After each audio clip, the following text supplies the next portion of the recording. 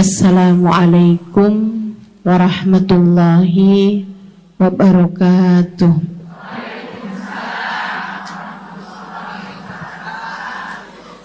Alhamdulillah, wassalatu wassalamu ala Rasulillah Muhammad ibn Abdillah wa ala alihi wa sahbihi wa man walah.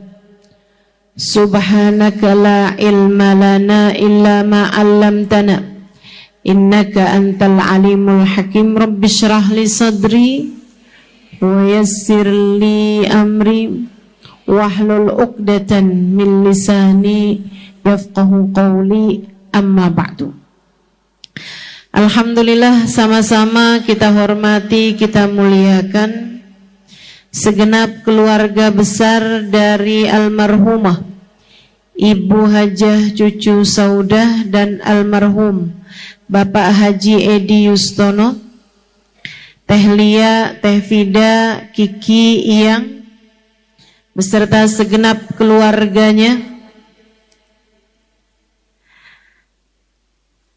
anak, mantu, cucu dari almarhum dan almarhumah. Kita doakan semoga senantiasa dalam limpahan rahmat ridha Allah SWT, dipanjangkan umurnya, disehatkan badannya, dimudahkan urusannya, dikabulkan hajatnya, diberkahi kehidupannya, selalu dalam lindungan dan bimbingan Allah SWT, dan dicinta oleh Allah SWT dan Rasulnya. Amin ya Rabbal Alamin.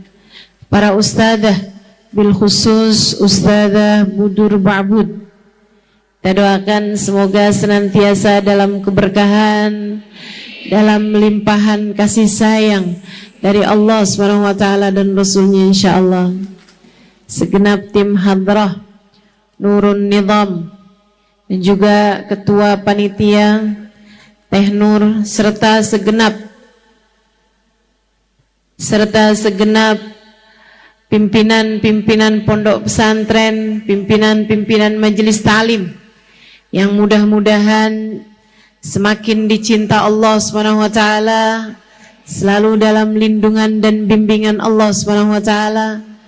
Para syarifah, tokoh masyarakat, juga tentu saja semua yang hadir di majelis ini, baik ibu-ibu, kakak-kakak, adik-adik, anak-anak, yang semoga semuanya dirahmati Allah, disayang Allah, dicintai Allah, disayang Rasulullah, disyafaati Rasulullah Muhammad sallallahu alaihi wasallam insyaallah.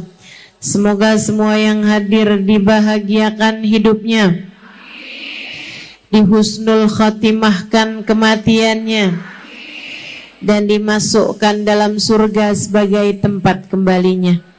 Amin ya Rabbal Alamin.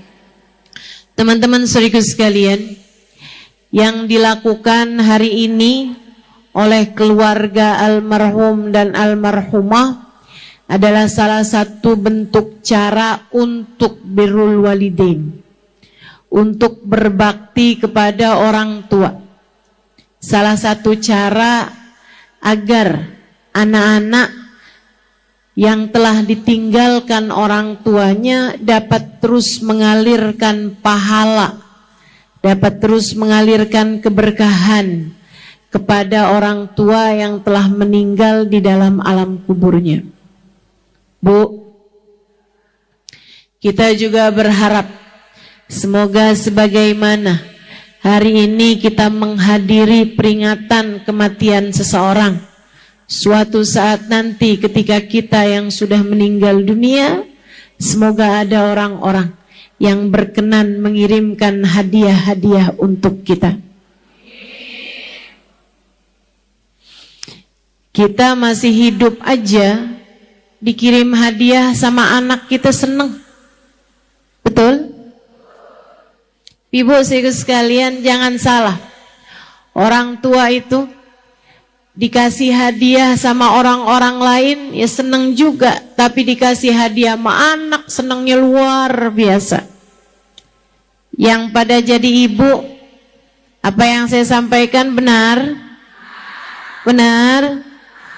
Dikasih hadiah sama yang tersayang tuh rasanya beda. Jika itu sesuatu hal yang kecil aja, begitu berarti. Apalagi jika itu adalah sesuatu yang besar. Di dunia aja seneng dikasih hadiah, apalagi di akhirat. Kenapa gitu Ustazah? Kenapa di akhirat, di dalam kubur lebih seneng lagi ketika dikasih hadiah? Karena satu, kita tuh kalau udah masuk di dalam alam kubur suka jarang ada yang ingat. Betul. Kita di atas muka bumi ini orang lupa sama kita, pas lihat inget. Lah kalau kita udah masuk kuburan, siapa yang lihat kita? Betapa mudahnya orang melupakan kita ketika kita sudah masuk dalam alam kubur kita. Karenanya ketika ada seseorang yang memutuskan untuk memberikan hadiah, di saat kita sudah masuk dalam alam kubur kita, hadiah tersebut menjadi berarti. Itu satu sebab. Kemudian sebab yang lainnya adalah bahwa Nabi Muhammad SAW mengatakan, Innal mauta kal gharqa. Orang kalau udah meninggal dunia tuh Bu, banyak diantaranya. Nih yang udah pada meninggal, bapakmu, saudaramu, mungkin suamimu, mungkin anakmu, mungkin kakak adekmu, mungkin orang-orang yang kamu sayangi, sahabatmu, temanmu. Orang kalau sudah meninggal dunia, kata Nabi Muhammad, banyak di antara mereka kal gharqa, kayak orang lagi tenggelam. Orang lagi tenggelam di sungai. Ibu-ibu saudaraku sekalian, perlu uluran tangan untuk menyelamatkannya. Maka setiap bacaan, setiap hadiah, setiap istighfar, setiap sedekah yang diniatkan seorang anak ataupun siapapun dihadiahkan kepada orang yang sudah meninggal dunia tersebut, seperti uluran tangan menyelamatkan orang tersebut dari keadaan tenggelamnya. Kamu gak tahu saat kamu meninggal dunia, akankah kuburmu menjadi kebun-kebun surga ataukah justru sebaliknya menjadi lubang-lubang neraka, disebabkan karena perbuatan-perbuatan dosa yang kamu lakukan waktu di dunia. Kita enggak pernah tahu seperti apa kubur kita. Namun tentu saja jika sampai sesuatu yang buruk terjadi kepada kita dalam kuburan, kita berharap ada uluran tangan yang menyelamatkan kita. Dan itu yang paling diharapkan adalah dari anak-anak kita. Makanya beruntung yang pada punya anak. Sayangin anaknya yang benar. Sayangin anaknya yang benar. Itu Bu, investasi jangka panjang. Bukan untuk di masa tuamu, bukan. Kalau itu rezeki Allah udah atur. Kamu jangan ngarep nih saya urusin anak saya sekarang biar di masa tua anak saya ngurusin saya. Jangan. Kenapa gitu? Karena masalah urus mengurusi biarkan jadi urusan Allah. Rabb, Tuhan kita, Qul a'udzu birabbin nas.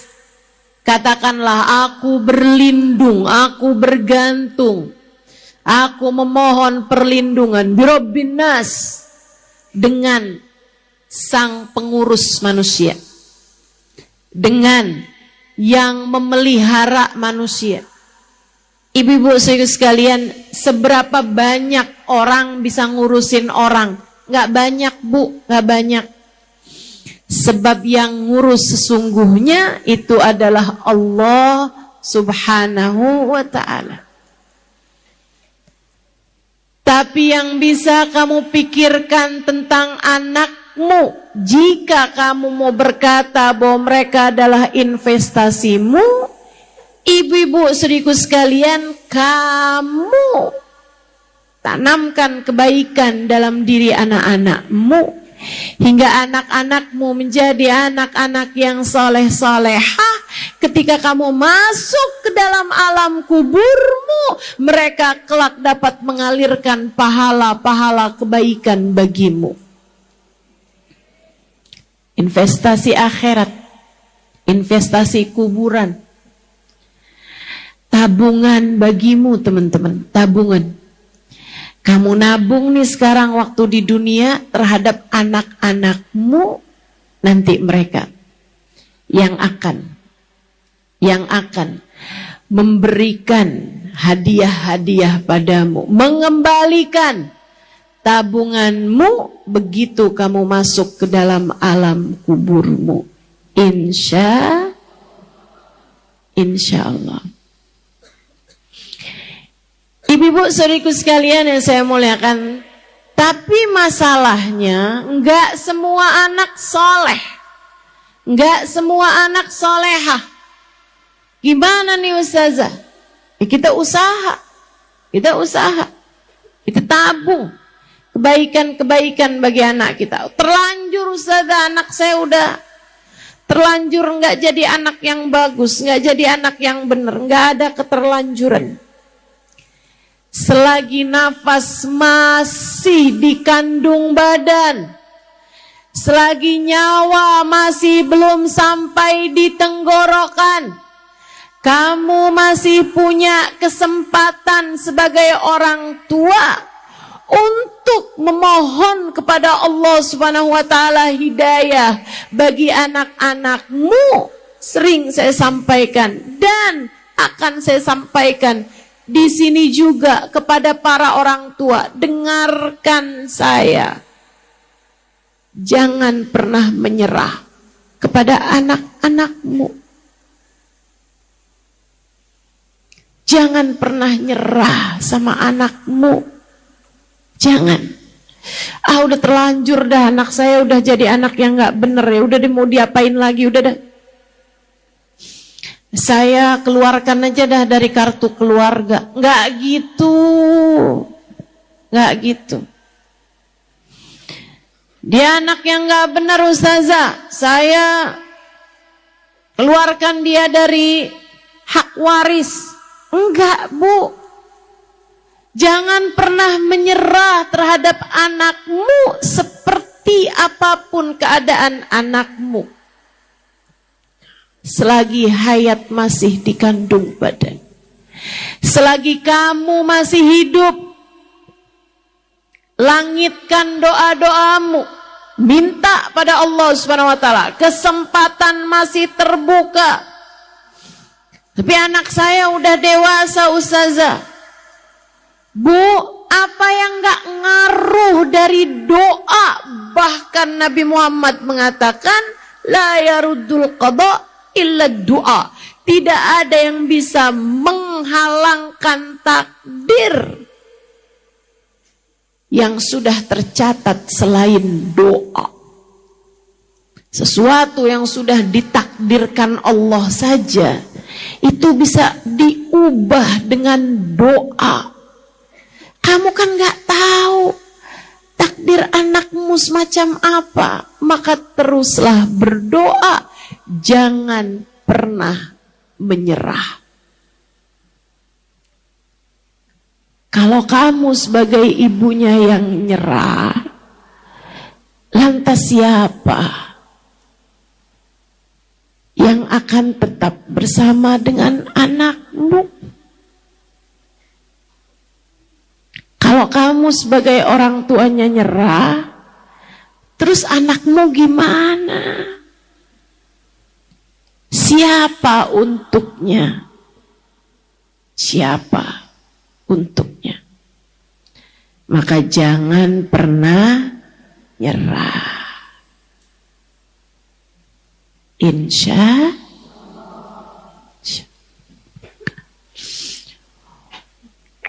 Ustazah, kan kita hisab masing-masing, balasan masing-masing. Siapa bilang? Betul.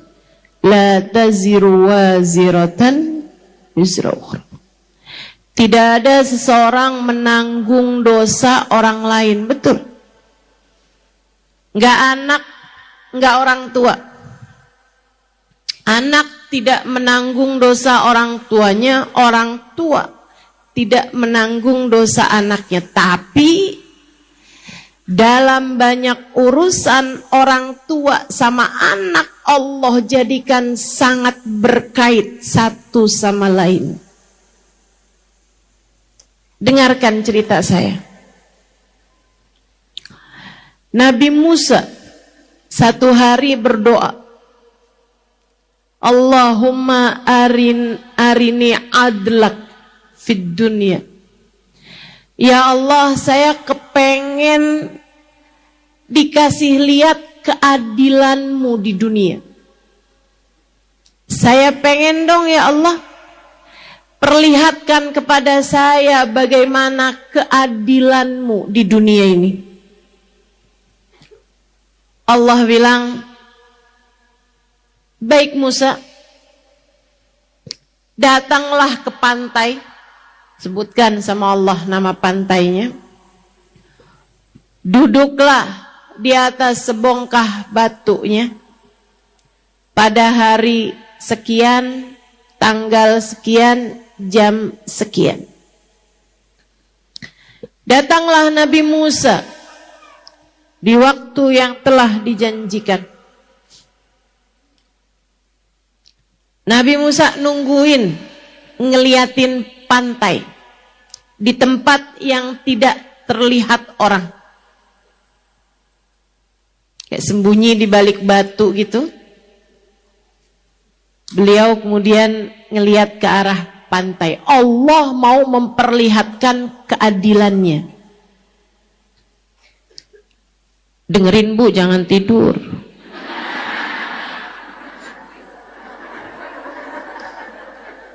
Diceritain malah ngantuk.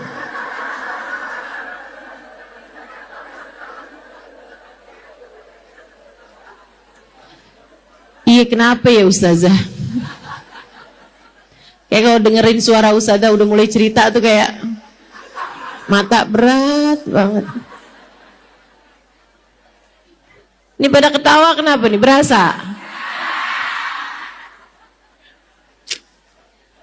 Apa nggak usah cerita aja saya? So ikut sekalian, Nabi Musa mau dipertontonkan oleh Allah bagaimana keadilan Allah. Beliau pun melihat dari celah batu di mana beliau mau dipertontonkan keadilan Allah ini. Nggak lama datang seorang laki-laki mengendarai kuda. Laki-laki tersebut itu melihat pantai, laut yang jernih. Dia pun kemudian turun, membuka pakaiannya, kemudian berenang. Habis selesai berenang, dia pakai lagi bajunya, kemudian dia pun naik ke atas kudanya tanpa tahu bahwasanya uang yang dia punya jatuh di situ. Kalau kita kayak dompet lah, itu kayak tempat uang gitu.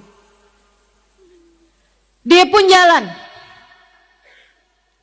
Selepas itu ada seorang pemuda lain jalan di jalanan tersebut, ngelihat ada kantong uang tergeletak begitu saja di situ. Dia buka kantong tersebut, isinya uang dinar, uang emas. Jumlahnya sangat banyak. Mungkin kalau di kita berapa puluh juta gitu, tahu, bahkan ratus juta, puluh juta lah, semacam itu. Dia lihat matanya berbinar, kemudian dia ambil tuh uang, dibawa sama dia. Kayak yang rezeki orang soleh nih. Kayak ibu-ibu kalau nemu duit, pas bangun dari majelis ada duit 50 ribuan. Bukannya dia tanya, ini uangnya siapa nih? Malah ditutupin sama dia pakai kakinya. Ada yang begitu? Mana orangnya? Haram itu ya. Bukan uangmu, balikin sama yang punya, umumin. Ustazah nggak ada yang ngaku nih ustazah, kasih ke panitia. Terus jadi buat panitia dong ustazah? Ya enggak juga. Umumkan sama panitia, kalau ternyata nggak ada juga yang punya, disedekahkan. Nanti pahalanya buat yang punya uang tersebut. Teman-teman sekalian saya muliakan, kembali kepada cerita tadi. Jadi dibuka tuh, ternyata uang isinya, senyumnya lebar, terus di jalan deh tuh. Lanjutkan perjalanannya. Tak seberapa lama dari itu, ada laki-laki tua. Dia kemudian berjalan terseok-seok ke arah pantai tersebut. Dia kemudian membuka bajunya, berenang. Habis itu dia naik lagi ke situ dengan badan yang sudah lebih segar. Ketika tiba-tiba datang laki-laki pemuda yang pertama dengan kudanya. Dia kemudian kayak semacam berbicara ina itu segala macam dengan kakek-kakek tadi ini. Kakek-kakek itu sepertinya bilang, enggak gitu kan. Saya nggak tahu apa-apa. Saya nggak tahu kantong kamu itu di mana. Uang apa yang kamu maksud? Saya nggak lihat. Tiba-tiba pemuda tersebut itu menghunuskan pedangnya dan kemudian membunuh kakek-kakek tersebut.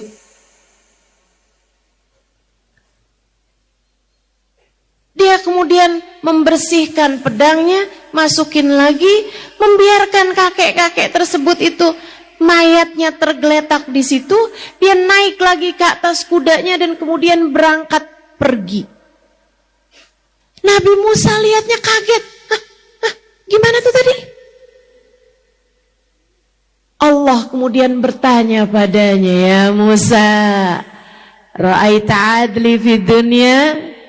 Wahai Musa, gimana? Sudahkah kamu lihat keadilanku di dunia? Ya Allah, saya nggak ngerti. Yang saya minta adalah keadilanmu. Tapi ternyata yang saya dapati dalam pandangan saya yang tidak mengerti ini, dalam pandangan saya yang bodoh ini, semacam kezaliman. Bagaimana yang tidak mengambil uang tersebut malah terbunuh, dan bagaimana yang ngambil uangnya malah jalan dalam keadaan selamat. Ya Musa, laki-laki pertama yang duitnya hilang tadi itu, yang duitnya tertinggal tadi itu, adalah anak seorang laki-laki zalim yang dulu pernah merampok, mengambil uang dari bapak anak muda yang kemudian lewat kedua tadi. Ngerti gak nih? Ulang katanya.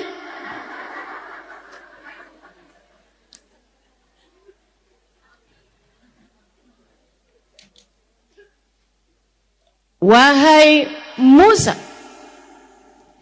dan laki-laki tua. Ustazah ulang, nggak mau saya.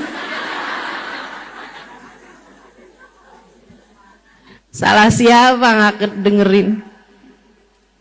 Dan laki-laki ketiga, laki-laki tua yang dibunuh oleh pemuda itu dulunya pernah membunuh bapak yang pernah ngambil duitnya anak muda tadi yang kedua.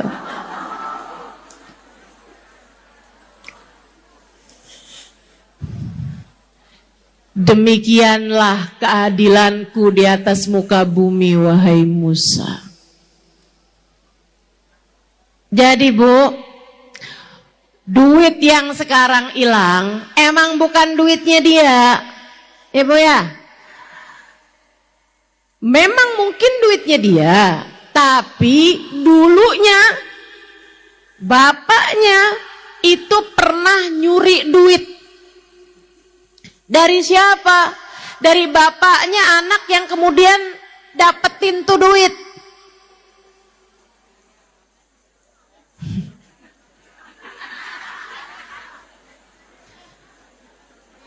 Ibu-ibu.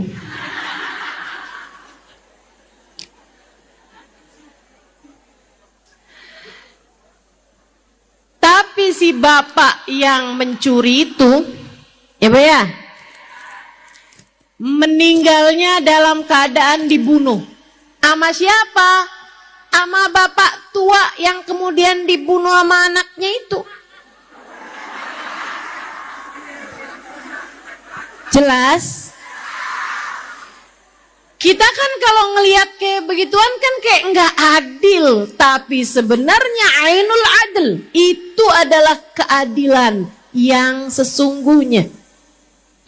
Apa yang dilakukan bapak dibalas ke anaknya, apa yang dilakukan seorang ibu dibalas ke anaknya, apa yang dilakukan anak dibalas kepada orang tuanya. Demikian cara Allah Subhanahu wa taala memutar-mutarkan dunia ini. Tilkal ayyam nudawiluha bainan nas. Kata Allah Subhanahu wa taala, hari-hari kalian hidup di atas muka bumi adalah waktu yang Allah Subhanahu wa taala putar-putarkan. Sesaat di atas, sesaat di bawah. Sesaat kamu menghina orang lain, satu hari kamu akan dihina orang lain. Saat kamu mengambil hak orang lain, di waktu yang lain hak kamu yang akan diambil. Terus begitu.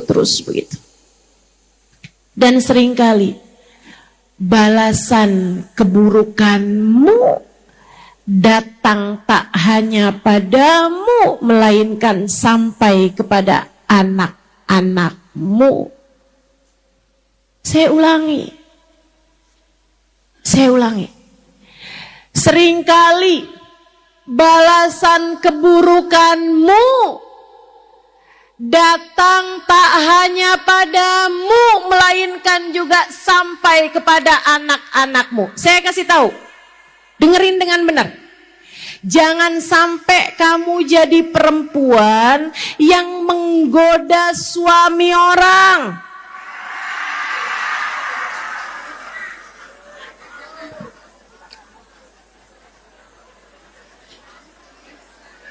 Kamu mau rumah tanggamu atau rumah tangga anakmu diperlakukan demikian? Jangan. Kamu kalau begitu caranya, kamu tidak hanya sedang menghancurkan dirimu, tapi kamu sedang menghancurkan rumah tangga anak-anakmu. Bu, dengar. Kamu jangan cuman berpikir sesuatu buat diri kamu sendiri aja. Jangan. yang kamu lakukan berbuntut panjang kepada rumah tangga anakmu, kepada cucumu, kepada keadaan-keadaan mereka. Dan Bu, kenapa Allah jadikan seperti itu? Karena seringkali membayangkan diri dibalas dengan keburukan tidak semenyakitkan ketika kamu melihat anak kamu yang dibalas oleh Allah Subhanahu wa taala dengan keburukan yang kamu lakukan. Betul? Betul? Bu, bukankah seringkali kamu lebih sakit melihat anakmu sakit dibandingkan dengan saat dirimu sendiri sakit? Hati-hati. Hati-hati. Hari-hari puter-puter ma Allah Subhanahu wa taala. Jangan berbuat zalim. Nanti kamu akan dizalimi atau anakmu yang akan dizalimi. Jangan. Jangan. Jangan mudah nyakiti hati orang. Nanti anakmu akan jadi anak yang banyak disakiti oleh orang. Yuk belajar. Buat jalani hidup dengan cara yang benar. Hari-hari yang kita lakukan ini di atas muka bumi ini kita jalani. Ini kayak kita nabung aja. Pastikan kamu menabung kebaikan. Jangan pernah berpikir untuk menabung dosa-dosa, menabung kesalahan-kesalahan, menabung keburukan-keburukan, sebab balasan itu nyata bagimu dan juga bagi anakmu. Dunia sebelum kelak Allah balas di akhirat nanti. Itu sebabnya Sayyidina Ali sampai bilang kadatid dunya takunu darul jaza qabla al-akhirah. Dunia seringkali sudah merupakan tempat pembalasan sebelum akhirat. Bu, saya dalam hidup banyak menjumpai keberuntungan-keberuntungan dalam diri saya. Dalam hidup saya banyak berjumpa dengan keberuntungan, kebaikan,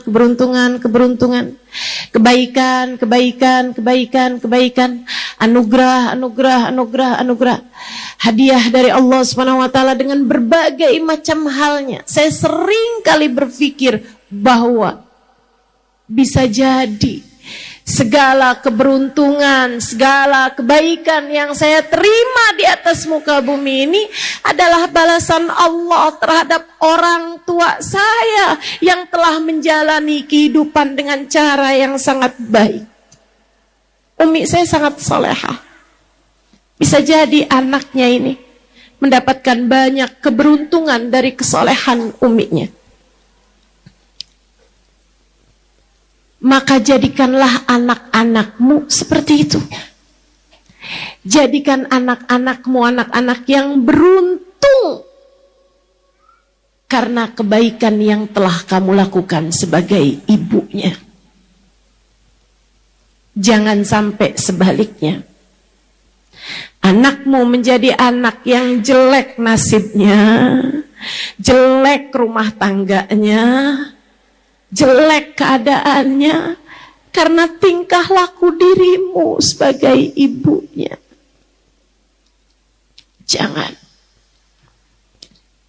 Jangan biarkan anakmu menyesal karena memiliki dirimu sebagai ibunya.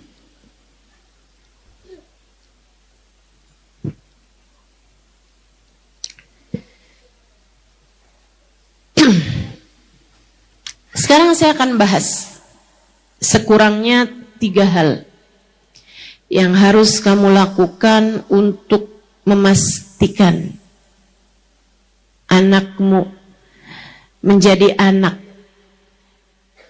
yang soleh, yang dapat bawa kebaikan bagi diri mereka dan juga anakmu dibalas dengan keberuntungan-keberuntungan dari Allah Subhanahu wa taala. Kamu kalau pengen punya anak nasibnya bagus, beruntung, hidupnya berkah, hidupnya seneng, nih kerjain 3 hal. 3 hal aja, biar kamu gampang inget-ingetnya. Aku banyak-banyak suka tadi diceritain aja gak nyambung.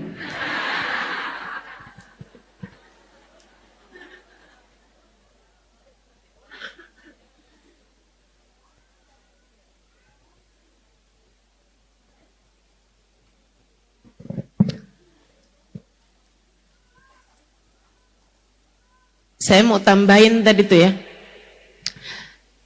Umi saya itu, ini karena ada haulnya uminya Kiki, Iyang, dan Teh Lia nih. Saya jadi inget umi saya. Umi saya itu waktu meninggal dunia, ada banyak orang-orang yang menyaksikan kebaikan beliau. Tapi salah satu dari yang kayak mengguncang hati saya gitu, ada pembantu rumah tangga kami kerja lama sama Umi. Dari sejak saya bayi kayaknya memang udah dia gitu yang jadi ART di rumah kami. Sampai saya sekolah SD, sampai saya mondok itu dia tuh kayak puluh tahun lah gitu kerja di rumah kami. Dia datang tuh Umi saya meninggal. Terus dia bilang begini nih, ya Allah nak, Umi kamu ini saya tinggal bersama dengan dia lebih dari 10 tahun. Kamu tahu, sampai dengan saya berhenti, saya tidak pernah mendengarnya berbicara sesuatu yang buruk pada saya. Gak pernah ngomong gak enak sama saya. Masya Allah. Abah saya, dibilang Umi kamu nih gak pernah ngomong gak enak sama Abah. Ucapan dari orang yang bersama dengan beliau bertahun. Beliau sangat pandai menjaga hidupnya. Makanya seperti yang tadi saya sampaikan, anak-anaknya insya Allah selalu berjumpa dengan keberuntungan-keberuntungan. Ibunya soleha. Tahukah kamu, setiap ucapan-ucapan buruk yang kamu sampaikan pada orang lain, apalagi sampai marah-marah, nyebut-nyebut nama binatang, ngata-ngatain orang, caci maki dan seterusnya, itu kamu kayak lagi nabung. Itu kayak kamu lagi ngelemparin batu balik pada diri kamu sendiri. Nih kayak kamu lagi ngelempar batu ke atas. Balik pasti turun. Turunnya kepada dirimu dan turun kepada anak-anakmu. Hati-hati. Yang pinter jagain kehidupan. Insya yuk, apa aja nih biar anak-anak kita jadi anak-anak yang beruntung, keluarga kita jadi keluarga yang selalu mendapatkan kebaikan-kebaikan dari Allah Subhanahu wa taala.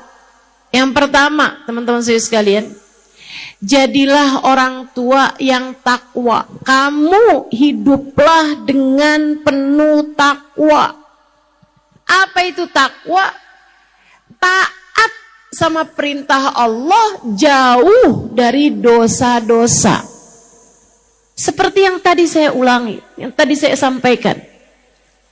Jangan tertarik sama dosa, apapun itu bentuknya. Mau pacaran, dosa apa bukan dosa? Jangan. Ini buat adik-adik nih yang belum menikah. Dek, jangan pacaran. Itu laknatnya, keburukannya bisa jatuh kepada dirimu dan kepada anakmu nantinya. Jangan.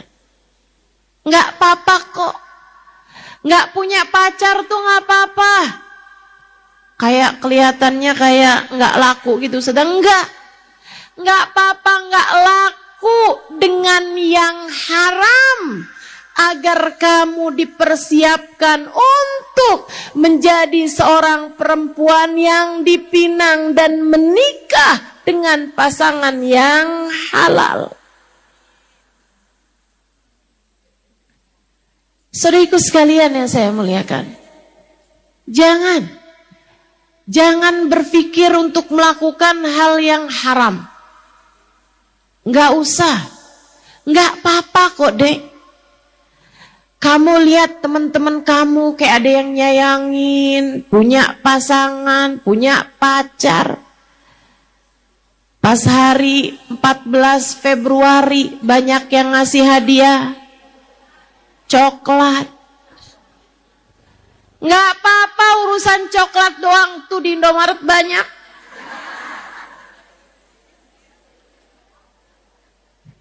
Nggak usah sampai segitunya. Adik-adikku sekalian, sayangi dirimu. Kamu nggak punya pacar, nggak apa-apa. Yang penting kamu punya Allah, Sang Pemberi segalanya bagimu.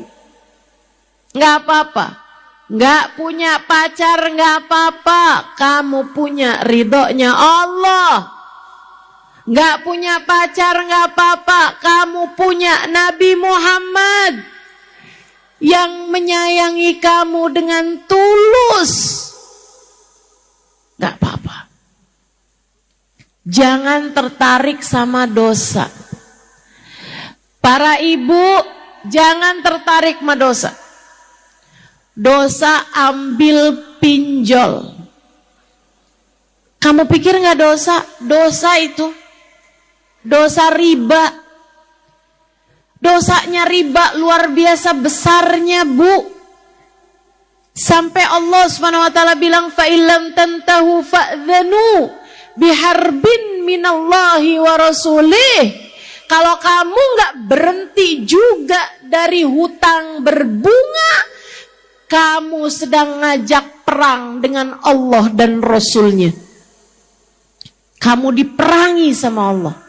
Maka ibu-ibu sekalian, orang ngambil hutang pinjol, nggak bisa bayar, akhirnya kemudian tertarik buat judol.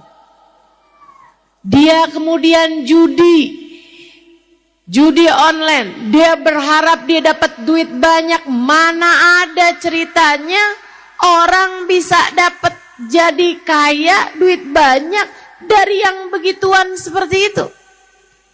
Akhirnya jadi duit haram. Akhirnya kemudian habis rumah, habis harta, habis semuanya.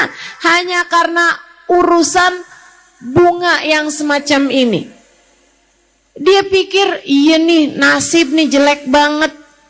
Allah lagi ngasih ujian buat saya. Itu bukan ujian.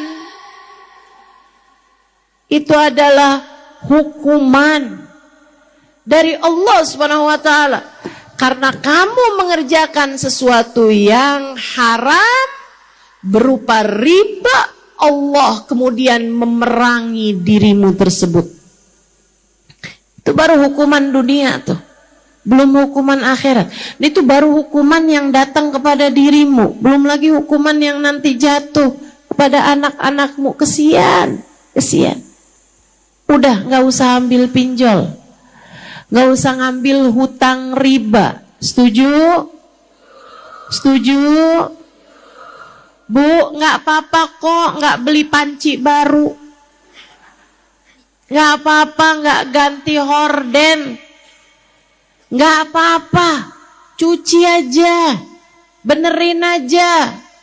Gak apa-apa gak punya HP yang paling baru. Gak punya tas kayak yang dipunyain temen kamu. Gak apa-apa. Gak apa-apa. Jangan hanya karena urusan harta dunia yang tidak seberapa, membuatmu kemudian tertarik mengerjakan dosa-dosa. Kalau kamu punya, silahkan, gak apa-apa. Tapi kalau kamu gak punya, jangan maksa. Nih yang sering jadi penyakit nih, terutama kaum perempuan. Jadi penyakit nih. Ayo ibu-ibu sekalian, kalau kamu ada uangnya sih mau beli ini, mau beli itu ya gak apa-apa. Tapi kalau kamu gak punya, jangan maksa. Maksa kepengen kayak temen kamu, kepengen kayak tetangga kamu, kepengen kayak saudara kamu. Akhirnya yang haram-haram diterjang. Akhirnya kemudian maksa-maksa nuntut suami.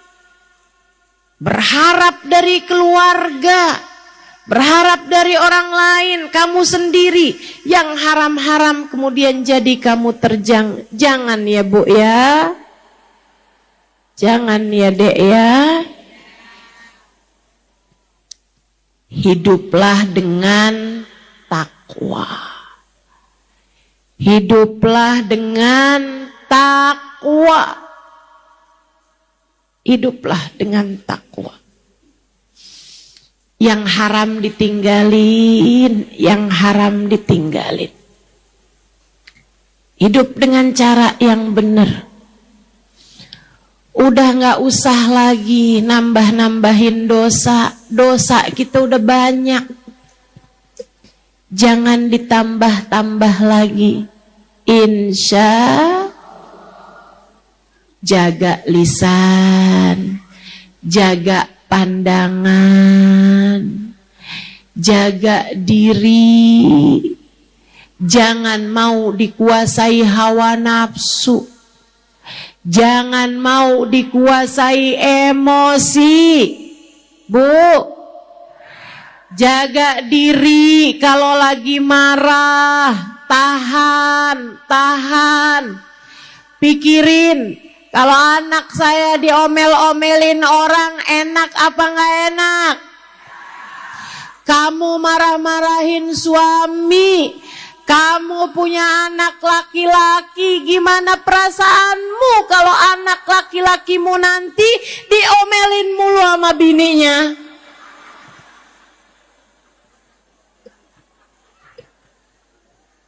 Ayo. Suka nggak mikir nih ibu-ibu nih. Marah-marah aja nggak pakai mikir lagi.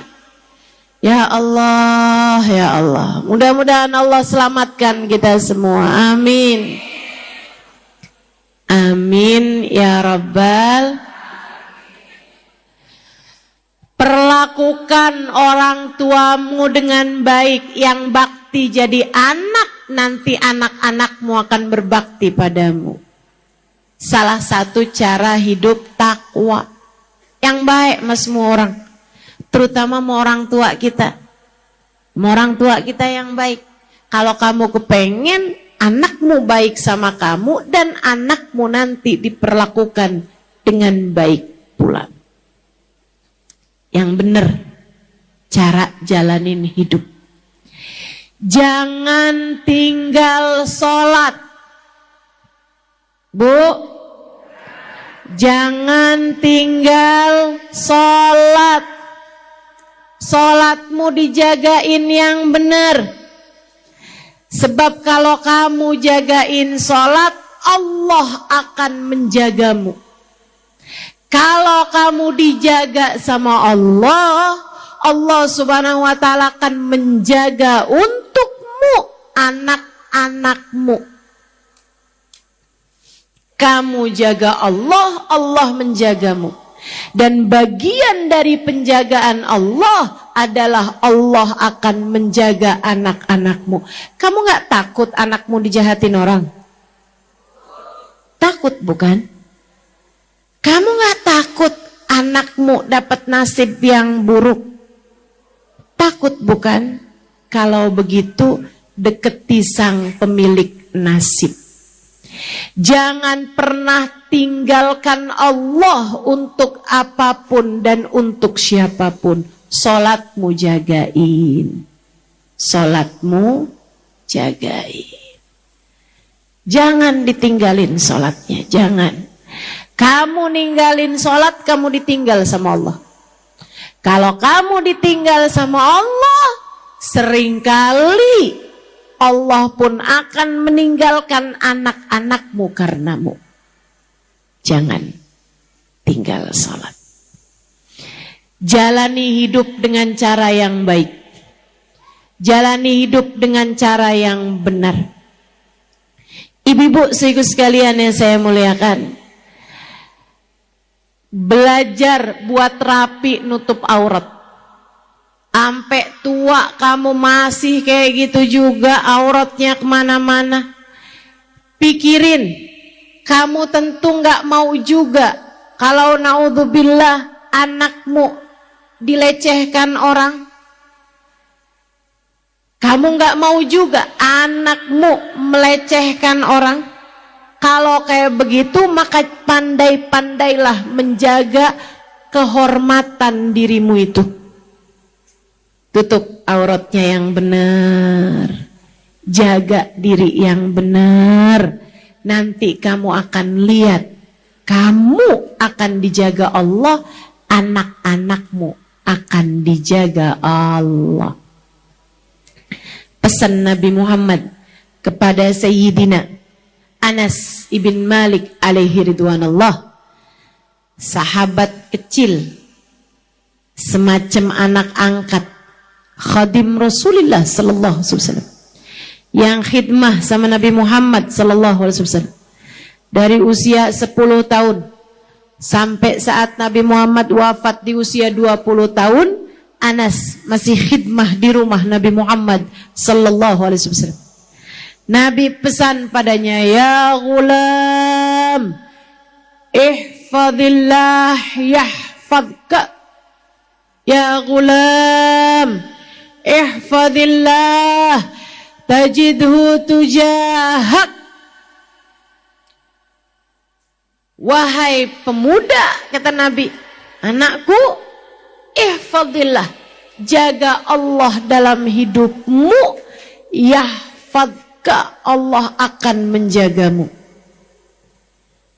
Kamu jaga perintah-perintah Allah, Allah akan selalu menjagamu, nak.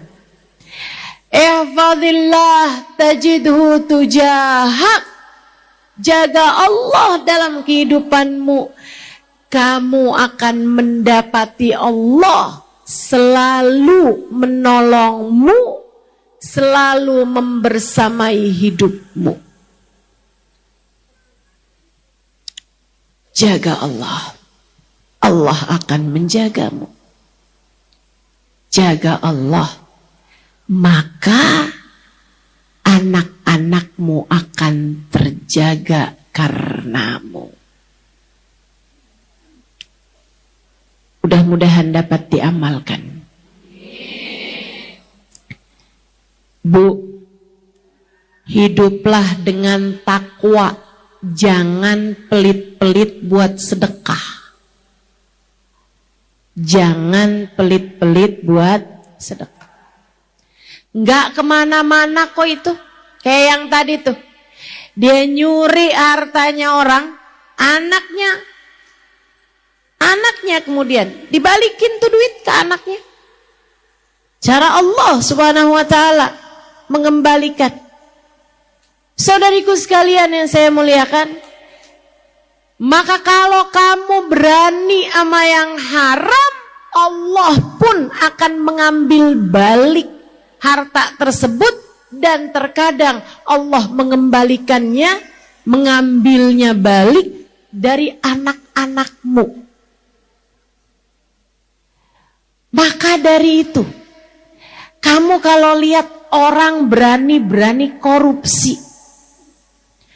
orang bilangnya dia nggak bakalan miskin 7 turunan. Liatin aja. Liatin aja. Saudaraku sekalian yang saya muliakan, akan dimiskinkan oleh Allah Subhanahu wa taala anaknya, kalau nggak anaknya cucunya. Ustazah, enggak ustazah, anaknya kaya, cucunya juga tetap kaya. Walaupun tuh dari uang korupsi. Saudaraku sekalian saya muliakan, Allah akan jadikan hati anaknya miskin, nggak akan pernah merasa cukup.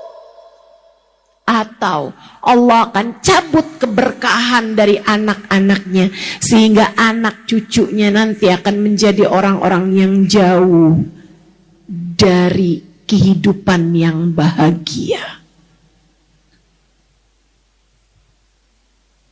Cara Allah subhanahu wa ta'ala. Kamu kalau kepengen anakmu hidupnya menyenangkan, berkah, bahagia, rezekinya lapang, yang banyak sedekah.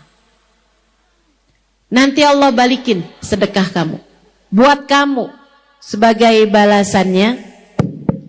Halo?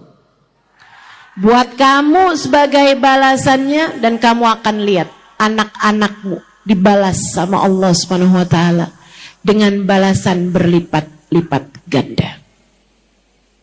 Kamu rajin sedekah, nanti kamu akan lihat anakmu digampangin aja urusannya. Kamu akan lihat anak-anakmu nggak gimana dibantuin orang terus-terusan. Kenapa bisa begitu? Karena orang tuanya suka menolong orang lain, Allah akan jadikan anak-anaknya selalu ditolong sama orang lain. Hiduplah dengan takwa. Insya kita niat nih. Dah ngerti dah sekarang. Saya akan pinter jaga diri, saya akan belajar buat menjauhi dosa. Sebab saya tahu ternyata yang dapat akibat buruk dari dosa-dosa yang saya perbuat tak hanya kepada saya, melainkan akan jatuh juga kepada anak. Dan semua kebaikan yang kita lakukan tak hanya akan dibalas Allah kepada diri kita, melainkan akan panjang sampai kepada anak-anak kita. Maka nomor satu yang harus kamu lakukan adalah hiduplah dengan takwa. Sisa berapa? Yang kedua, nih, nggak kalah pentingnya. Kamu pengen anakmu punya nasib yang bagus. Anakmu jadi anak yang soleh-solehah. Selain kamunya jalani hidup yang takwa, kerjakan perintah Allah, jauhi dosa, hiduplah dengan taat, jauhi maksiat. Yang nomor 2-nya adalah cintailah orang-orang soleh, terutamanya cintailah para ulama. Bu, Kiai Haji Maimun Zubair guru saya, beliau mengatakan, kalau kamu kepengen anak-anakmu jadi anak-anak yang soleh-solehah, buka rumahmu buat majelis taklim kalau kamu memungkinkan untuk itu, atau sekurangnya ikutlah dalam jalan dakwahnya para ulama. Ini pesan beliau nih. Kamu kepengen anakmu jadi anak yang soleh-solehah, kata beliau, yang benar sama para ulama, cintai mereka. Saya pernah dengar, kalau tidak salah, ini adalah ayahandanya Imam Asy-Syafi'i. Ibu saya sekalian, kabarnya beliau bukan ulama, Allahu a'lam. Tapi salah satu dari kisah yang pernah saya dengar, kabarnya ayahanda beliau bukan ulama, melainkan khadim lil ulama. Khadimnya ulama. Ayahandanya Imam Syafi'i itu kabarnya selalu mengiringi langkah gurunya. Bahkan kalau di majelis, seringkali beliau itu adanya di belakang, nuang-nuangin kopi. Buat jamaah yang hadir itu biasanya majelis-majelis rauhahnya para ulama di negeri-negeri Arab sana itu tuh bahkan di pondok-pondok pesantren tuh habis selesai majelis tuh suka dibagiin kopi gitu. Nah kalau di majelis-majelis saya nggak kayak gitu. Ya, kenapa gitu? Mak-mak pada suka nggak pulang-pulang. Majelisnya nggak bubar-bubar. Saya takut dah dimarahin sama suaminya. Ustazah, istri saya kalau hadir majelisnya ustazah berangkat dari malam.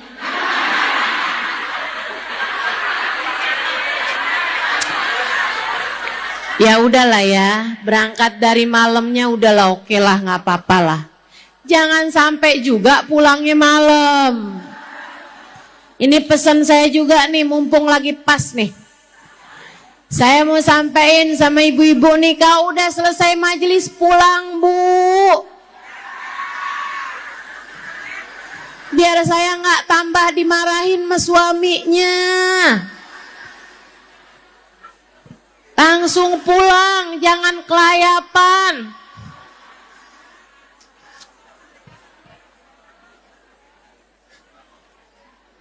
Gitu ya Bu ya. Teman-teman seiku sekalian yang saya muliakan. Beliau kemudian nyuguhin kopinya tuh. Itu yang rupanya menjadikan beliau kemudian menjadi orang soleh. Beliau tidak menjadi ulama tentu saja seperti yang tadi saya sampaikan, tapi anaknya Allah Subhanahu wa taala jadikan menjadi ulama yang luar biasa besarnya, Imam Asy-Syafi'i alaihi ridwanullah. Ada banyak di antara para ulama-ulama besar yang kita tahu, ayahnya seringkali bukan ulama. Walaupun banyak juga ulama yang melahirkan ulama, akan tetapi ibu-ibu saudaraku sekalian, banyak juga orang-orang yang bukan ulama, tapi orang tuanya pecinta ulama. Kalau ibu boleh belajar dari saya, kayak gitu juga. Ayah saya bukan ulama, ibu saya bukan ulama. Abah saya nggak pernah belajar di pondok pesantren, umi saya juga nggak. Umi saya nggak. Umi saya wanita sederhana, yang takwa, yang salehah. Abah saya juga begitu. Lelaki sederhana, yang bertakwa pada Allah Subhanahu wa taala. Saudaraku sekalian,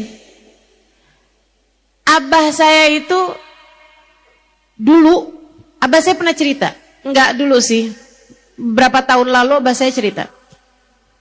Saya udah jadi ustazah. Abah saya bilang, abah dulu inget nak, di kampung kami nih, kampung kita nih belum ada yang punya mobil, abah udah punya mobil. Mobil abah itu suka di kayak semacam kayak disewa gitu sama orang-orang untuk urusan-urusan mereka gitu. Tapi abah nggak pernah mau nyewain, minjemin aja. Terutama kalau misalnya ada kayak DKM masjid mana gitu, datang tempat abah terus bilang ada Syekh Fulan, ada Kiai Fulan, ada Habib Fulan mau datang buat dakwah, buat majelis, buat mengisi ceramah. Kami nggak ada mobil, gimana Pak Haji kalau mobilnya kami pinjam? Kira-kira bisa apa enggak? Abah saya bilang, boleh enggak kalau misalnya biar saya yang nyetirin, saya yang bawa, saya yang jemput, saya yang menghadirkan ulama tersebut, biar bisa saya khidmah sama ulama itu. Mereka senang. Maka abah saya tuh menjemput, misalnya dari tempat beliau menginap, dibawa ke majelisnya. Saya begitu dengar abah saya cerita kayak begitu, saya jadi ngerti kenapa anaknya tinggal dijemput orang mulu. Tinggal diantar-antar orang mulu anaknya.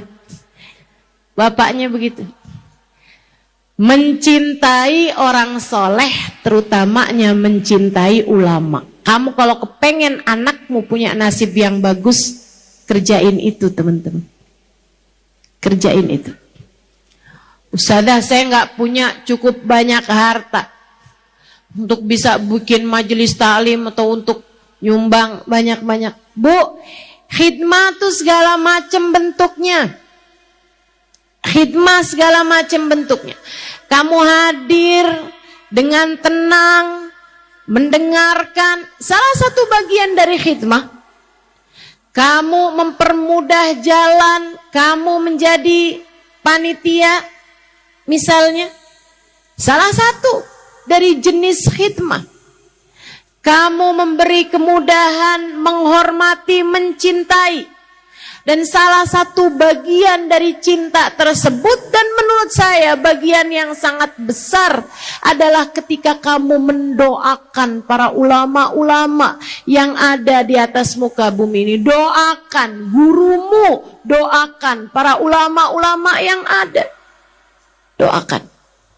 Doakan. Di saat kamu bangun di waktu malam, selain kamu mendoakan anak-anakmu, kamu mendoakan dirimu, kamu mendoakan orang tuamu, kamu mendoakan sahabat-sahabatmu, orang-orang yang kamu sayangi, doakan juga para ulama. Masukkan dalam doamu.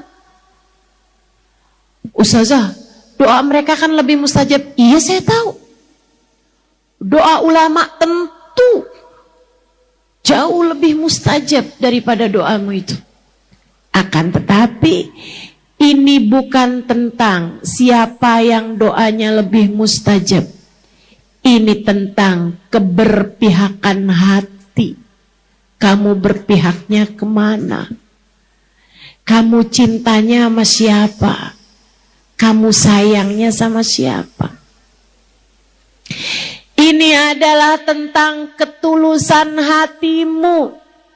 Tengadahkan tanganmu di waktu malam, kemudian kamu berkata, ya Allah, sehatkan guru-guru saya ya Allah, sehatkan guru saya ya Allah, panjangkan umurnya, bahagiakan hidupnya, betahkan, buat dia kerasan, buat dia nyaman hidupnya di dunia, hingga tidak berpikir untuk bersegera meninggalkan dunia ini. Itu doa saya buat guru saya. Saya kasih tahu doa saya buat guru saya.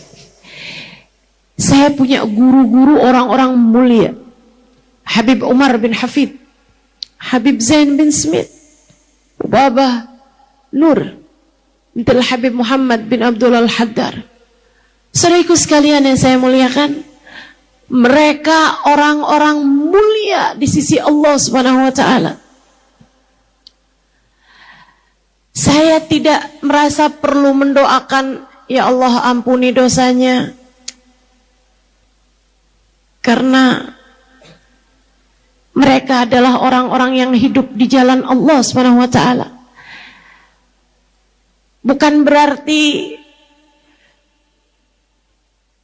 Bukan berarti saya nggak sayang.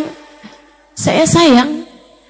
Tapi ada doa yang saya rasa lebih perlu untuk saya mintakan pada Allah Subhanahu wa taala. Saya minta Allah menyehatkan badan mereka, membahagiakan hidup mereka. Biar kalau bahagia, jadinya kan betah gitu hidupnya di dunia. Sebab saya takut kalau sampai mereka hidupnya nggak seneng di dunianya, jadi kepengen cepet-cepet menghadap Allah Subhanahu wa taala. Kalau udah kepengen cepet-cepet menghadap Allah, artinya mereka meninggal dunia. Ya Allah, kesian banget saya jadi muridnya, nelangsa, ditinggal oleh guru-guru saya. Doakan para ulama-ulama. Nah kalau kamu misalnya, Ustazah saya mau doain Ustazah, apa doa yang Ustazah mau? doakan biar dapat ampunan. Doakan saya biar disayang sama Allah. Doakan saya biar dikaruniai keikhlasan. Doakan saya biar disayang sama Nabi Muhammad. Udah jangan ditambahin lagi, takut kepanjangan lupa. Doakan ampunan, apalagi tadi? Disayang Allah, sayang Rasulullah, sama ikhlas. Masih di sini aja udah keliru sabar tuh katanya. Bukan, ikhlas ya. Nah itu teman-teman. Cintai ulama, cintai orang soleh. Didoakan, tiap malam doain. Insya Allah, mudah-mudahan bukan hanya kamu, tapi anak-anak kamu akan mendapatkan kebaikan-kebaikan dari Allah Subhanahu wa taala, bakal jadi anak-anak yang nasibnya bagus. Insya Allah. Kenapa begitu? Karena di saat kamu mendoakan ulama,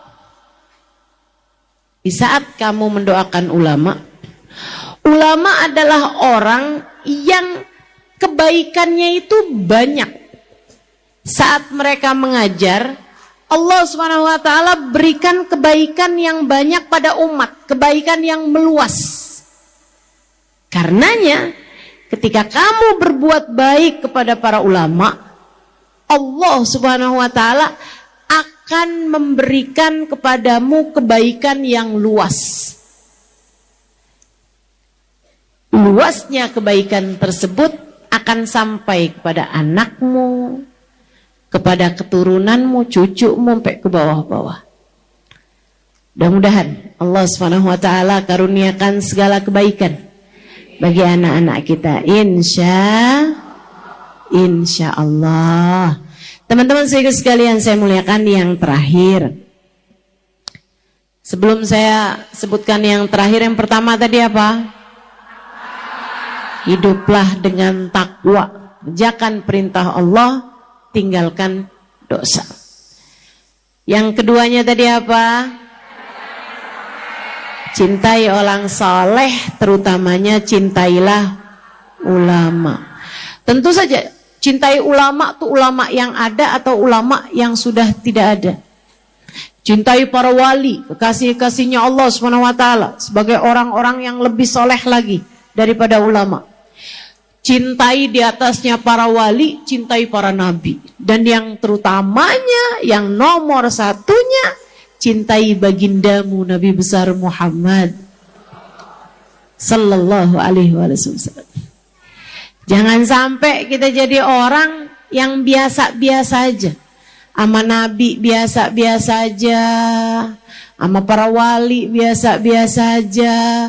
Sama para ulama biasa-biasa aja. Ya jangan salahkan siapa-siapa kalau nasibmu juga biasa-biasa aja.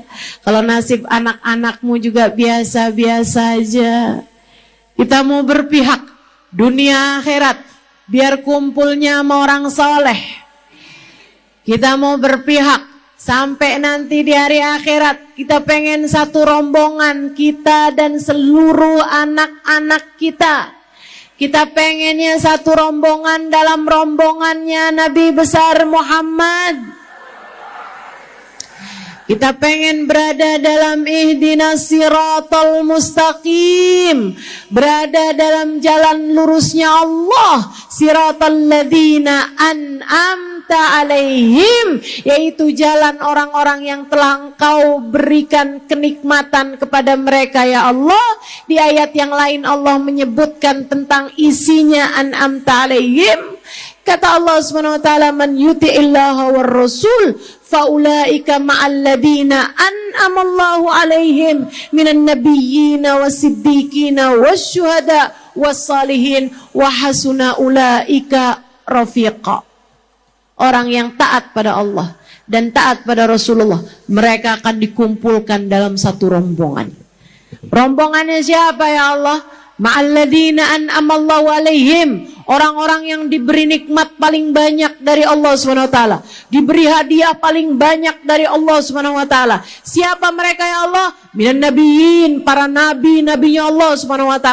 Dikasih hadiah wahyu dari Allah SWT, dikasih hadiah firman Allah SWT, dikasih kedekatan yang luar biasa dari Allah SWT, dinaikkan derajat mereka pada derajat yang sangat tinggi. Mereka lah para nabi-nabinya Allah. Cintai mereka.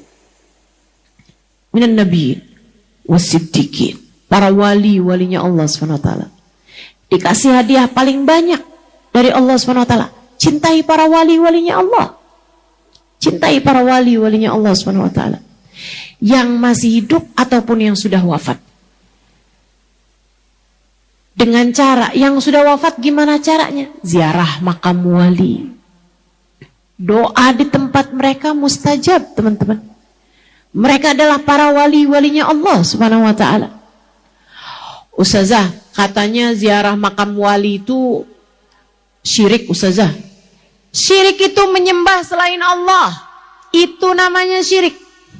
Kalau kamu datang ke dokter, kemudian kamu menyangka bahwa dokter menyembuhkanmu, itu tuh menyekutukan Allah. Kita tahu tak ada yang dapat menyembuhkan selain Allah. Terus saudara datang ke wali, kayak gimana tuh maksudnya? Kamu datang ke makamnya, kamu berdoa, kamu membaca Yasin, kamu hadiahkan untuk orang yang sudah meninggal dunia tersebut. Kemudian kamu berdoa, meminta kepada Allah. Meminta kepada Allah. Sebab kamu tahu tak ada yang dapat memberi selain Allah Subhanahu wa taala. Dengan keberkahan wali tersebut, dengan keberkahan orang yang tercinta di sisi Allah tersebut, semoga Allah berkenan mengijabah doamu itu. Itu namanya ziarah. Memintanya kepada dengan keberkahan para wali-walinya Allah, sehingga permintaanmu diijabah oleh Allah. Minan nabiyyin wasiddiqin wasyuhada. Para pejuang. Siapa para pejuang? Para ulama-ulamanya Allah. Yang berjuang mengingatkan umat biar jalannya benar kepada Allah SWT. Para ulama-ulamanya Allah SWT, yang kamu kalau hadir di majelisnya jadi semakin ngerti jalanmu menuju Allah SWT, itu harus kamu cintai. Itu harus kamu cintai. Keberpihakan hatimu, kamu doakan. Keberpihakan hatimu. Saudara sekalian saya muliakan, wasyuhada wassolihin. Selebihnya orang-orang soleh.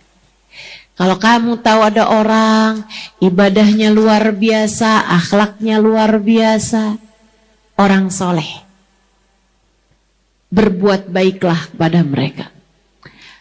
Kalau dia miskin tapi soleh, bantu, sedekah kepada mereka, nilainya luar biasa. Sama orang soleh. Ini yang hadir di majelis kan? Mudah-mudahan orang-orang soleh. Maka kita saling mencintai karena Allah.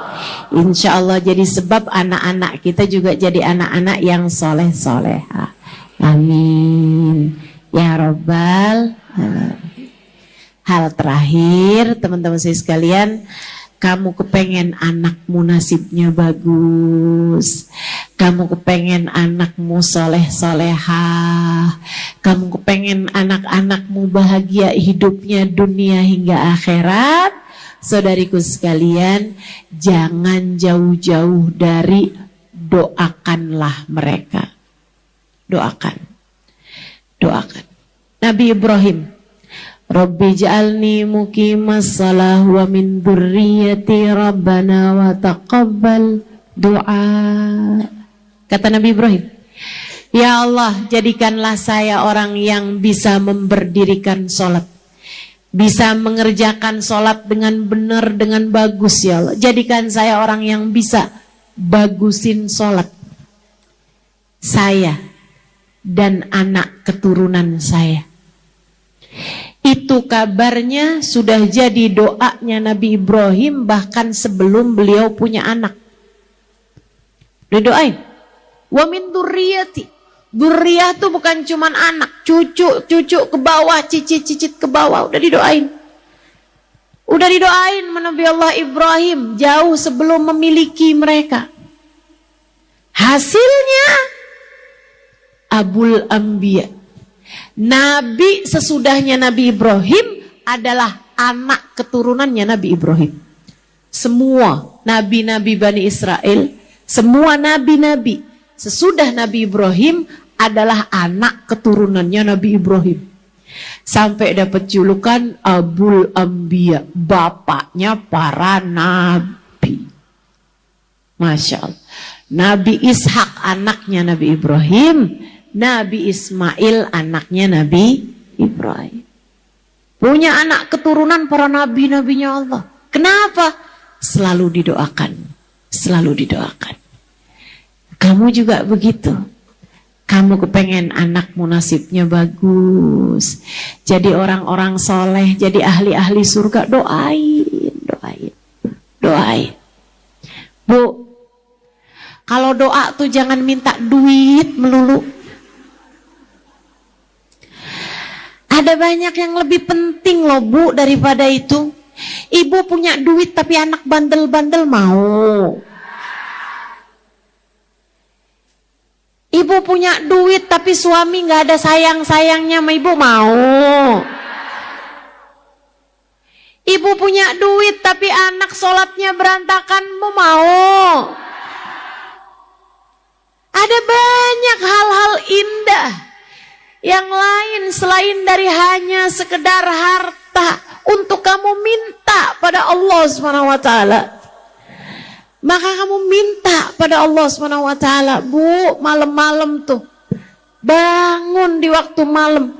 Masa udah segini tua gak tahajud juga? Mau nungguin apa coba? Mau nungguin apa? Tarda ustazah, saya mau tahajud. Malam pertama saya tinggal di kuburan. Telat. Sekarang nih waktunya. Ya ustazah, saya belum tua. Bu, kamu pikir yang tuanya tahajud, mudanya gak tahajud? Tahajud. Itu mereka tahajud, Bu, bukan dimulai saat tua. Mereka udah mulai bangun tahajud dari mudanya. Saya punya kakek usianya ketika meninggal dunia 101 tahun. Ibu-ibu sekalian yang saya muliakan, Bu, beliau itu sampai dengan usianya di atas 90-an itu. Saya liatin kalau malam tuh, beliau tuh kebiasaan jam 3 malam bangun, mandi, sholat tahajud. Ibu-ibu sekalian, dari sejak kapan beliau begitu? Saya tanya ini, sejak kapan beliau begitu? Ternyata, saya tanya sama kakek saya, Jit nih bangun malam dari sejak kapan, Jit? Dari sejak remaja loh. Masya Allah. Artinya bahwa yang solehah-solehah, yang tahajud di waktu malam, itu bukan mulai dari umur 50 tahun, 60 tahun baru mulai. Enggak gitu. Mereka mulai dari masih remajanya. Wah, berarti kalau gitu saya telat ustazah. Remaja saya nggak bangun nih, saya baru mulai mau bangun. Ya maksud saya mulai dari sejak sekarang kalau kamu belum. Mau nunggu apaan? Ayo, insya. Emang kenapa ustazah mesti bangun di waktu malam, Bu? Sebab waktu malam sepertiga malam terakhir adalah saat ketika pintu-pintu langit terbuka. Katanya Nabi Muhammad sallallahu alaihi wasallam, "Inna Allah yanzil fi thuluthil lailatil akhir wa yunadi hal min mustaghfirin hal min taib Hal min talib hajatin fauniluhul matalib.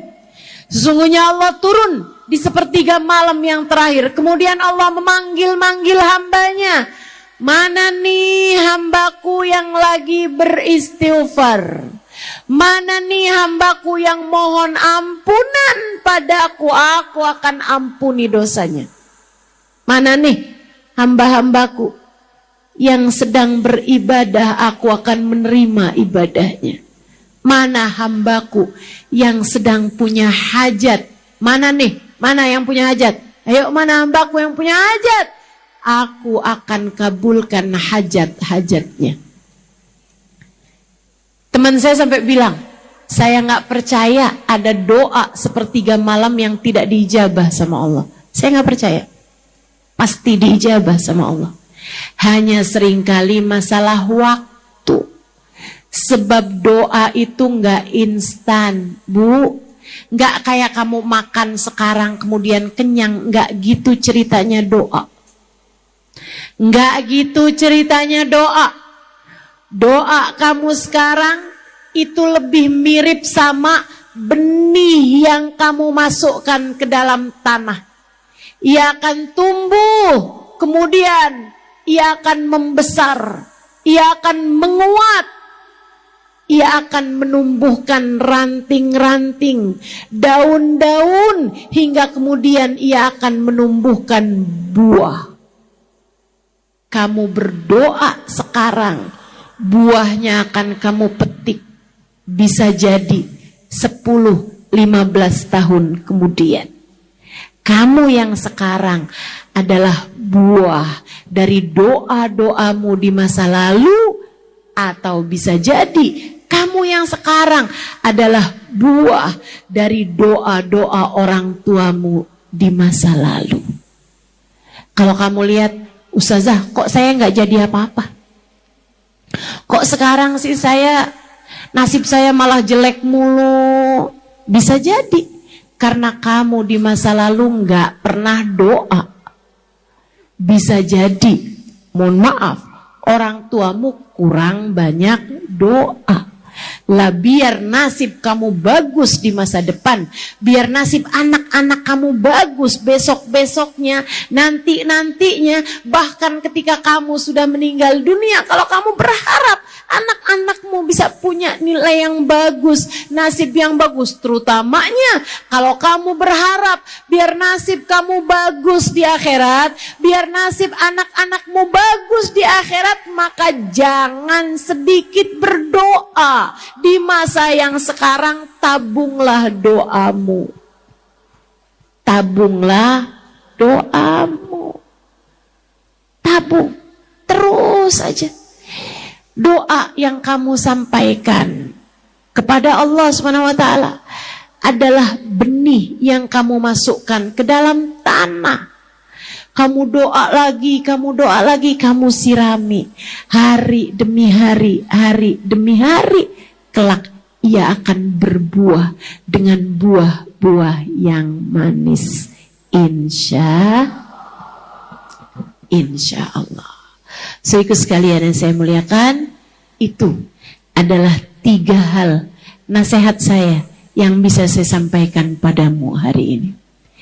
Jadilah orang tua yang bertakwa, agar anak-anakmu merasakan manisnya buah dari ketakwaanmu itu untuk mereka dunia hingga akhirat.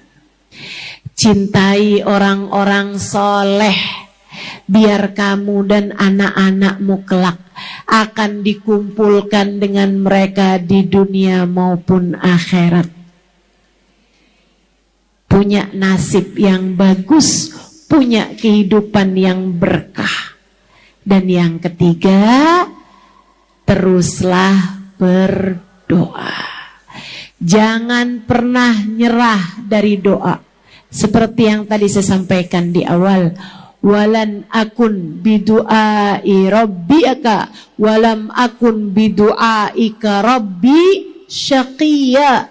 Katanya Nabi Allah Ayyub alaihi salam, walan akun bidu'aika rabbi syaqiya. Aku tidak akan putus asa, aku tidak akan menyerah dari berdoa dan memohon kepadamu ya Allah. Semua masih mungkin selagi tengadah tanganmu masih kamu hantarkan. Selagi masih ada doa-doa yang kamu panjatkan untuk nasibmu dan untuk nasib anak-anakmu, semuanya masih mungkin. Tak ada yang mustahil untuk kebaikan anak-anakmu. Tak ada yang mustahil untuk kebahagiaan anak-anakmu. Jangan pernah nyerah. Meski mungkin di antara kalian ada yang anak-anaknya sedang berada dalam keadaan yang mengkhawatirkan, jangan nyerah. Jangan nyerah. Sebandel apapun anakmu, senakal apapun anakmu, sejauh apapun anakmu dari jalan hidayah, jangan nyerah. Tengadahkan tanganmu, minta pada Allah Subhanahu wa taala. Yuk pada hari ini kita akan tutup majelis kita dengan kita mau mendoakan. Kita mau mendoakan anak-anak kita.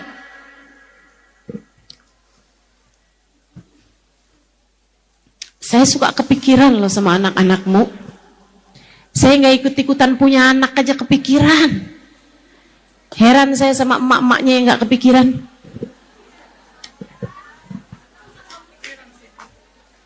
Pikiran ya.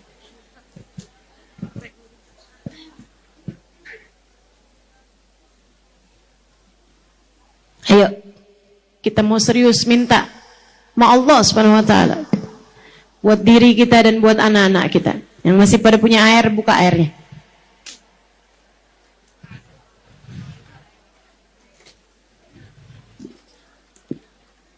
Yang airnya udah habis jangan minta lagi sama panitia.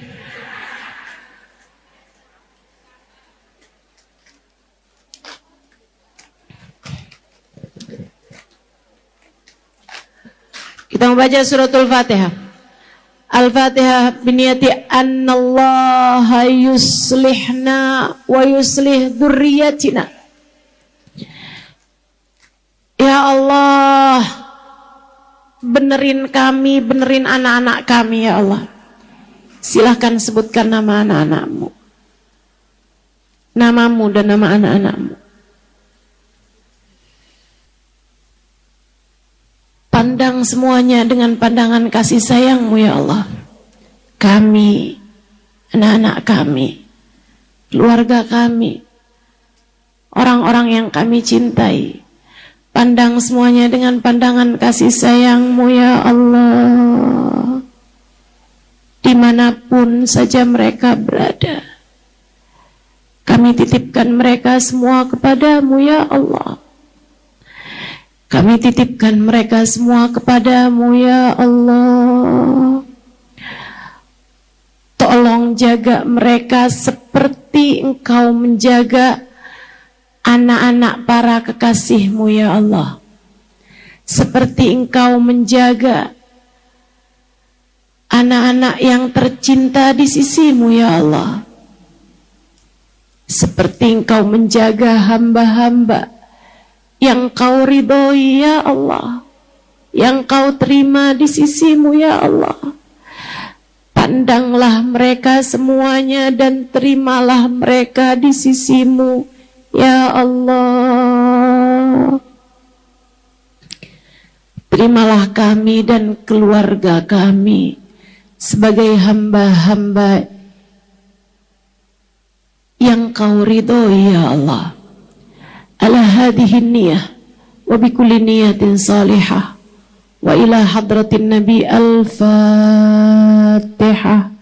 A'udzu billahi minasy syaithanir rajim.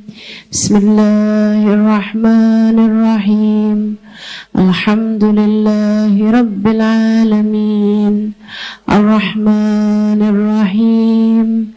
Maliki yaumiddin. iyyaka na'budu wa iyyaka nasta'in ihdinas siratal mustaqim siratal ladzina an'amta 'alaihim ghairil maghdubi 'alaihim waladdallin. Amin. Innallaha wa malaikatahu yusalluna 'alan nabi ya ayyuhalladzina amanu sallu 'alaihi wa sallimu taslima. Allahumma salli 'ala sayyidina Muhammadin tibbil qulubi wa dawaiha wa afiyatil abdani wa shifaiha wa nuril absari wa diyaiha wa ala alihi wa sahbihi wa sallim. Allahumma salli 'ala sayyidina Muhammadin tibbil qulubi wa dawaiha wa afiyatil abdani wa shifaiha wa nuril absari wa diyaiha wa ala alihi wa sahbihi wa sallim. Allahumma salli 'ala sayyidina Muhammadin tibbil qulubi wa dawaiha abdani wa shifaiha wa nuril absari wa diyaiha wa ala alihi wa sahbihi wa sallim. Allahumma salli 'ala sayyidina Muhammadin tibbil qulubi wa dawaiha wa afiyatil abdani wa shifaiha wa nuril absari wa diyaiha wa ala alihi wa sahbihi wa sallim. Allahumma salli 'ala sayyidina Muhammadin tibbil qulubi wa dawaiha wa afiyatil abdani wa shifaiha wa nuril absari wa diyaiha wa ala alihi wa sahbihi wa sallim. Allahumma salli 'ala sayyidina Muhammadin tibbil qulubi wa dawaiha wa afiyatil abdani wa shifaiha wa nuril absari wa diyaiha wa ala alihi wa sahbihi wa sallim.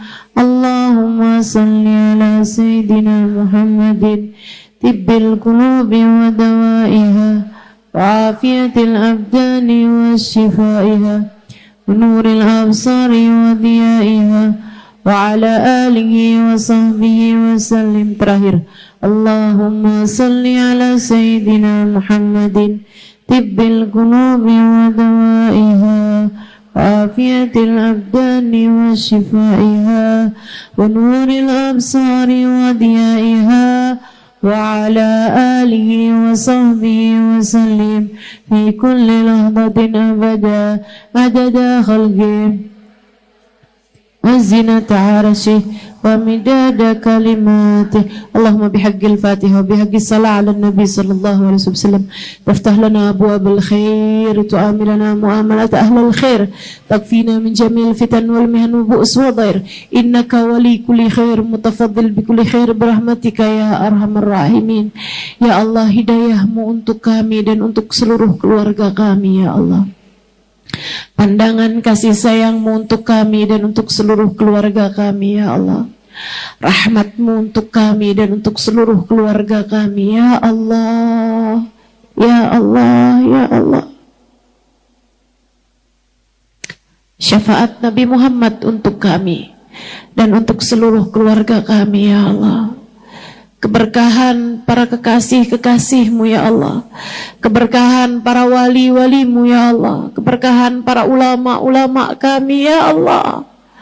Untuk kami dan untuk seluruh keluarga kami ya Allah. Ya Allah, jangan halangkan kami dan anak-anak kami dari rahmat-Mu, dari syafaat Nabi-Mu, dari keberkahan para wali-wali-Mu ya Allah. dari keberkahan para ulama-ulama-Mu ya Allah. Kami mohon padamu, sayangilah semuanya ya Allah. Sayangilah semuanya ya Allah. Kasihanilah semuanya ya Allah. Ampunilah dosa dari semua kami ya Allah. Ampunilah dosa kami semuanya ya Allah. Ampunilah dosa semuanya ya Allah. Bimbing kami semua ke jalan-Mu ya Allah. Yang sudah di jalan-Mu, papahlah, tuntunlah. Jangan biarkan ia jatuh lagi ya Allah. Jangan biarkan tergelincir lagi ya Allah. Jangan biarkan kemana-mana lagi ya Allah. Yang masih di mana-mana, kami mohon padamu, tarik saja ya Allah. Wahai Dat yang maha menarik hamba-hambanya dari kubangan dosa. Wahai Dat yang maha mentaubati hamba-hambanya. Wahai Dat yang maha mengembalikan hamba-hambanya ke jalannya kembali. Ya Hadi. Ya Hadi. Wahai sang pemberi petunjuk. Wahai sang pemberi hidayah. Wahai yang menarik hamba-hambanya ke jalannya. Ya Hadi, ihdinas siratal mustaqim. Tarik kami ke jalan-Mu yang lurus. Yang masih sedang kemana-mana, yang masih sedang di mana-mana, bawa semuanya ke jalan-Mu ya Allah. Bawa semuanya ke jalan-Mu ya Allah. Jangan biarkan seorang pun di antara kami dan keluarga kami meninggalkan salat. Jangan biarkan seorang pun di antara kami dan anak-anak kami durhaka padamu ya Allah. Jangan biarkan seorang pun di antara kami tenggelam dalam dosa. Ya Allah, selamatkan semuanya ya Allah. Selamatkan semuanya ya Allah. Selamatkan semuanya ya Allah. Bahkan yang sekarang sedang berada di jurang terdalam, selamatkan semuanya ya Allah. Bahkan yang sekarang sedang berada di masa paling kelam, selamatkan semuanya ya Allah. Bahkan yang sekarang sedang berada dalam lorong yang tergelap, selamatkan semuanya ya Allah. Tarik semuanya ke jalan-Mu ya Allah. Kami dan seluruh keluarga kami, suami kami, orang tua kami, kakak adik kami, ponakan-ponakan kami, sahabat-sahabat kami, orang-orang yang kami sayangi, anak cucu kami, menantu kami,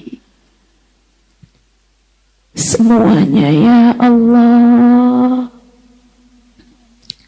Mertua kami, ipar-ipar kami, semuanya ya Allah. Kasihanilah semuanya ya Allah. Selamatkanlah semuanya ya Allah. Dunia akhiratnya ya Allah. Selamatkan semuanya ya Allah. Jangan ada yang terpisah dari rombongannya Nabi Muhammad ya Allah. Jangan ada yang tercecer dari rombongannya Nabi Muhammad ya Allah. Jangan ada yang tertinggal dari rombongannya Nabi Muhammad ya Allah. Jangan ada yang dipecat dari rombongannya Nabi Muhammad ya Allah.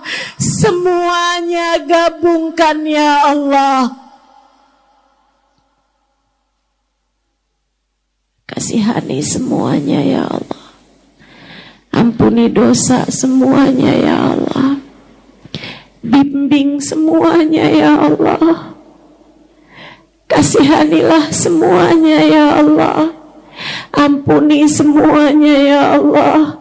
Bimbing semuanya ya Allah.